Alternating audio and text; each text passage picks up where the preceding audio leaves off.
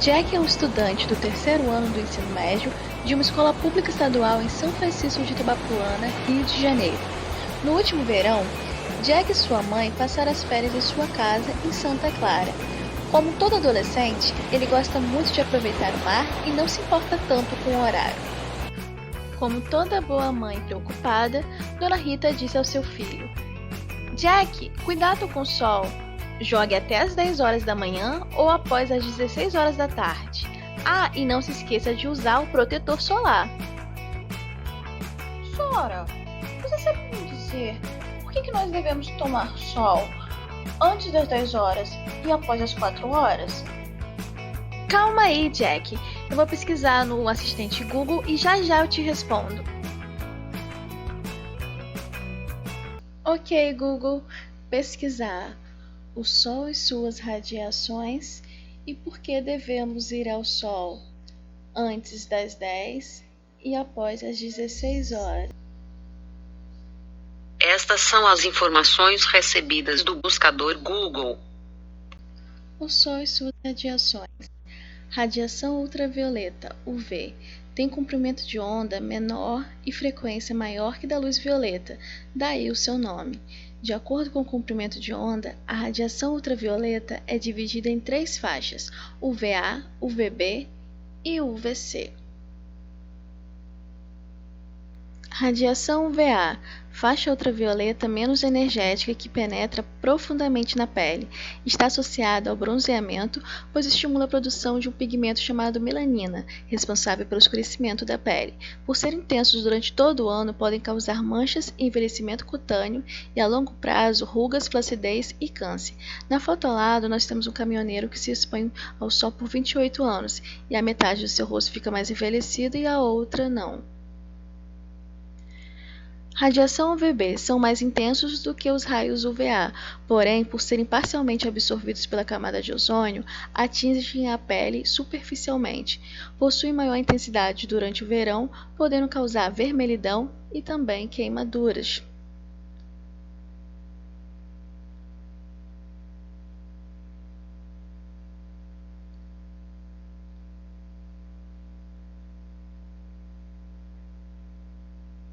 Radiação UVC é o tipo de radiação mais perigosa e de maior energia, contudo os raios UVC não atingem a superfície terrestre, uma vez que são filtrados pela camada de ozônio.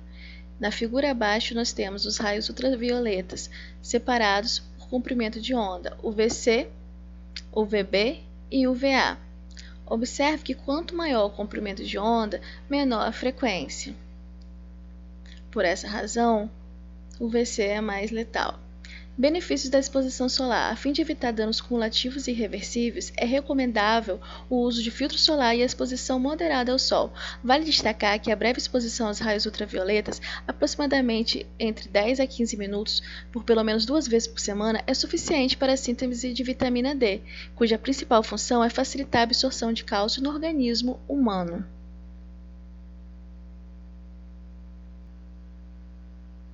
Para evitar riscos para a saúde, é recomendado evitar a exposição solar entre as 10 horas e as 16 horas, pois são os horários em que há maior emissão de raios ultravioletas, elevando o risco de câncer de pele ou queimaduras pelo corpo.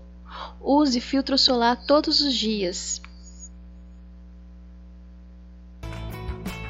Nossa, que bacana! Agora então eu vou pesquisar sobre as radiações que o Sol emite.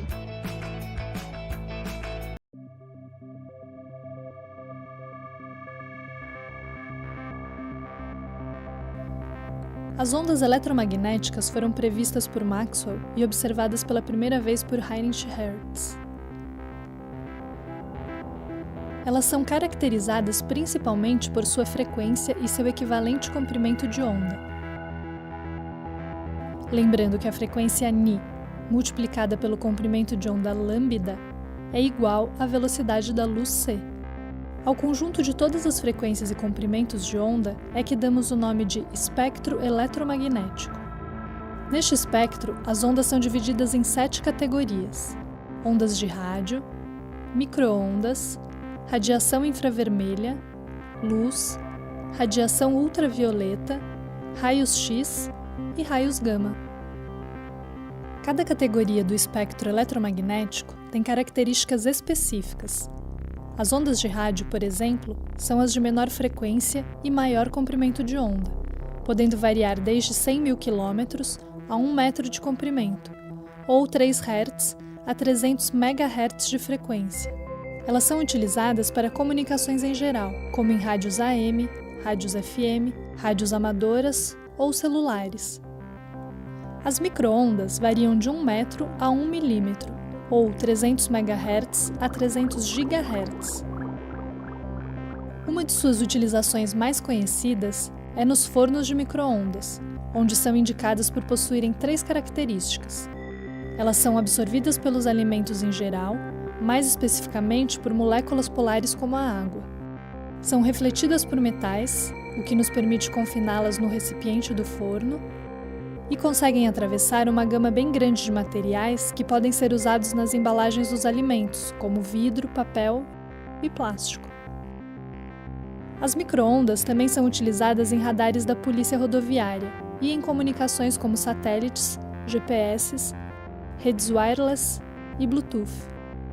Em 1967, descobriu-se que o universo está imerso num banho de radiação eletromagnética, a uma temperatura de aproximadamente 2,7 graus Kelvin, sendo que a intensidade dessa radiação é mais acentuada na região das microondas. Por isso falamos de uma radiação cósmica de fundo. A terceira categoria do espectro eletromagnético é a radiação infravermelha, que é produzida por ondas eletromagnéticas de frequências próximas ao espectro visível, logo abaixo da região associada à luz vermelha. Seu comprimento de onda se situa entre 1 milímetro e 700 nanômetros. A radiação infravermelha pode ser subdividida em radiação infravermelha longínqua, ou FIR, radiação infravermelha moderada, ou MIR, e infravermelho próximo, ou NIR, com comprimentos de onda mais próximos da luz vermelha. Sua utilização mais comum se dá nos controles remotos de televisão, mas é utilizada também em equipamentos para visão noturna. Isso porque o corpo humano emite radiação eletromagnética na região infravermelha a 37 graus Celsius. Assim, ao se detectar a radiação emitida e traduzindo-a em imagens, diferentes cores podem ser usadas para representar as diferentes temperaturas dos objetos. A radiação infravermelha é utilizada ainda em redes sem fio e no aquecimento de objetos. Chamamos de luz a parte do espectro eletromagnético que sensibiliza o sentido da visão e que tem comprimento de onda no intervalo entre 700 e 400 nanômetros. A luz visível é, assim como percebera Maxwell, apenas uma pequena parte do espectro eletromagnético. Sua natureza ondulatória foi proposta, dentre outros, por Christian Huygens, uma teoria que ganhou força no início de 1800, com Young e Fresnel, que demonstravam claramente a natureza ondulatória da luz. Em seus experimentos de fendas duplas, a luz era projetada em um anteparo depois de passar por 2 fendas e exibia um padrão de interferência típico de ondas, ou seja, a superposição de ondas oriundas de cada uma das fendas exibia máximos e mínimos de intensidade. Outra questão trazida pelo estudo da luz é a percepção das cores, uma capacidade inerente a alguns seres vivos de distinguir objetos com base na frequência, uma propriedade da luz característica das ondas eletromagnéticas. Outra categoria do espectro eletromagnético é a radiação ultravioleta. Esta se situa na extremidade superior do espectro da luz visível, acima da frequência associada ao violeta, por isso o nome ultravioleta. Seu comprimento de onda varia entre 400 e 10 nanômetros, com energias entre 3 e 124 electrovolts. A radiação ultravioleta pode ser dividida em 3 subclasses: UVA, UVB e UVC. A categoria UVA compreende a radiação eletromagnética cujo comprimento de onda se situa na faixa entre 400 e 315 nanômetros e é a menos perigosa. A categoria UVB se situa na faixa entre 315 e 280 nanômetros e produz queimaduras quando nos expomos em demasia aos raios solares. Já a categoria UVC entre 280 e 10 nanômetros é extremamente prejudicial à saúde. O Sol emite intensamente as radiações ultravioleta, porém, a Terra possui um escudo protetor na atmosfera constituído por moléculas de oxigênio.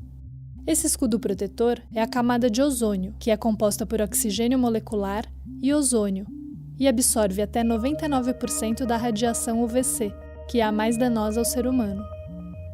A camada de ozônio absorve também parte da radiação UVB e permite a passagem de praticamente toda a componente UVA da radiação que chega à superfície terrestre.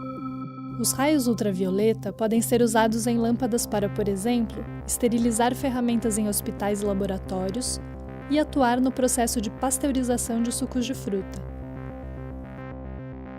A sexta categoria do espectro eletromagnético é a dos raios X, que foram descobertos quase que acidentalmente por Röntgen, no final do século XIX. O comprimento de onda dos raios X se situa na faixa entre 10 e 0,01 nanômetros. Por terem comprimentos de onda muito pequenos, não é possível, por sua frequência de radiação, distingui-los dos raios gama.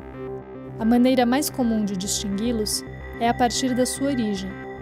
Assim, nos referimos aos raios X como a radiação emitida por elétrons. Por exemplo, quando um feixe de elétrons de alta energia atinge um ânodo de metal, ele pode colidir com um dos elétrons das camadas mais internas dos átomos, arrancando-o e deixando uma posição vacante.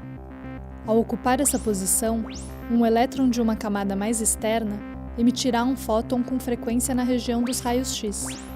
Os raios X são parte do conjunto de radiações ditas ionizantes, que são aquelas em que partículas ou ondas são capazes de ionizar átomos e moléculas e que apresentam risco à saúde. A radiação alfa, a beta ou a gama são exemplos de radiação ionizante. Os raios X podem ser classificados em duas subclasses, os raios ditos moles e os duros. Na primeira, inserimos os raios cuja energia se situa entre 0,12 e 12 keV, com comprimento de onda de 10 a 0,1 nanômetros. Esses raios não têm energia suficiente para atravessar sólidos e por isso são utilizados na medicina para visualização de ossos. Os raios X duros são aqueles cuja energia se situa entre 12 e 120 keV, com comprimento de onda de 0,1 a 0,01 nanômetros. Tais raios conseguem penetrar objetos sólidos, sendo, portanto, úteis na radiografia de objetos. A última categoria do espectro eletromagnético é a dos raios gama, que são os de onda de maior frequência. De acordo com a teoria corpuscular da luz, eles são compostos por fótons energéticos e têm energia suficiente para ionizar quase todos os átomos e moléculas. Ao fazê-lo, alteram a constituição da matéria, em particular das moléculas das quais o nosso corpo é composto, representando, assim, um altíssimo risco para a saúde. Atualmente, dividimos os raios gama em duas subclasses. A primeira é denominada simplesmente raios gama e é definida como a radiação proveniente do núcleo de elementos químicos, tais como urânio e plutônio, que a produzem em profusão. A segunda subclasse é a componente eletromagnética dos raios cósmicos, que tem a radiação mais energética dentre todas, não havendo limite para sua energia. O processo de emissão da radiação gama é análogo ao da emissão da radiação eletromagnética pelos átomos. No processo de transição de um nível excitado para um nível de energia mais baixo, o núcleo emite um fóton, nesse caso, um fóton muito energético. A radiação gama é a mais penetrante de todas, por isso ela representa um risco tão alto à saúde, o que está intimamente associado ao seu grande poder de ionização. Conhecer as ondas eletromagnéticas e suas categorias, especificidades e particularidades nos ajuda a entender melhor a física e suas aplicações. Sejam os raios solares, as ondas dos rádios, os fornos de micro-ondas, os raios X, o wireless ou a série de exemplos que pudemos ver e que estão presentes em nosso dia a dia.